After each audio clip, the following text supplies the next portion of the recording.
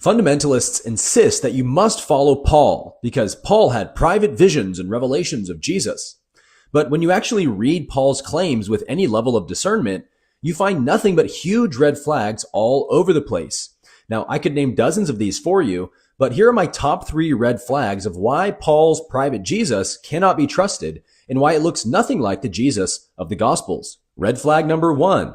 In Acts 9, Paul's private Jesus supposedly strikes him with blindness. Now, how does that make any sense when you compare that to the Jesus of the Gospels, who only ever healed the eyes of the blind? In Luke 4, Jesus reads the Isaiah scroll and says, "The Spirit of the Lord God is upon me, for he has anointed me to proclaim recovery of sight to the blind." When John the Baptist's followers come to Jesus and say, "Are you the Messiah or should we look for another?" Jesus says, "Go and tell John, the blind see, the deaf hear, etc."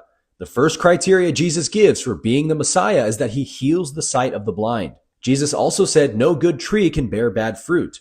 Blindness is clearly not good fruit. So why does Jesus need to strike Paul blind when he's already appeared to him in a giant burst of light and knocked him off his horse and spoken to him from the sky?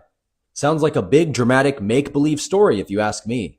Red flag number 2. In 2 Corinthians 12:7, Paul says, "In order to keep me from becoming conceited due to the greatness of my revelations, a messenger of Satan was sent to me to torment me." And Paul compares this demon to a thorn in the flesh that he cannot remove. And he says, 3 times I asked the Lord to remove this demon from me, and 3 times the Lord refused. This is an enormous red flag. Jesus said, Satan cannot drive out Satan. And so what do you think that means, that Paul's private Jesus won't drive out Satan from him? Could it be because Paul's private Jesus was really a demon in disguise, tormenting him and playing on his pride to convince him that he had special revelations from Jesus? This is exactly what demons do to people. And there's all kinds of cult leaders and charlatans like Paul throughout history who have claimed all the same things that Paul claimed. The real Jesus spent his ministry casting demons out of people, not giving people demons to keep them humble.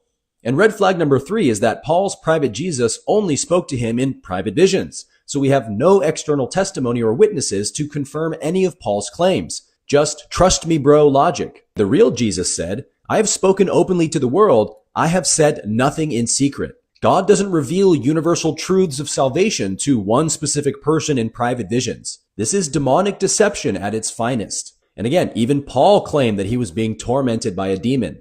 Satanios angelos in Greek, an angel of Satan.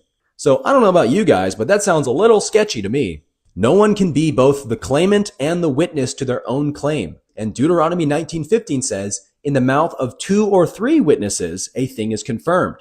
Paul has no witnesses to confirm any of his private visions of Jesus. And in John 10 verse 4, Jesus clearly said, "My sheep know my voice, and the voice of another they will not follow. In fact, they will run away from him because they do not recognize a stranger's voice."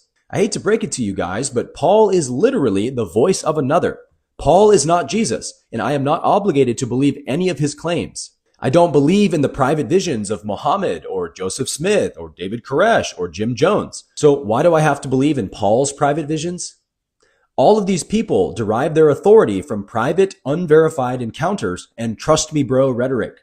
But Paul is by far the most egregious of them all. So I encourage all of the Paul followers who frequent my Instagram to answer me these 2 questions in the comments below, and I'll be responding to the best ones. Question number 1. What is your epistemic grounding for determining that Paul's private visions are true and should be believed, while Jim Jones and David Koresh are false and should not be believed? Question number 2. What does Paul give me that Jesus doesn't?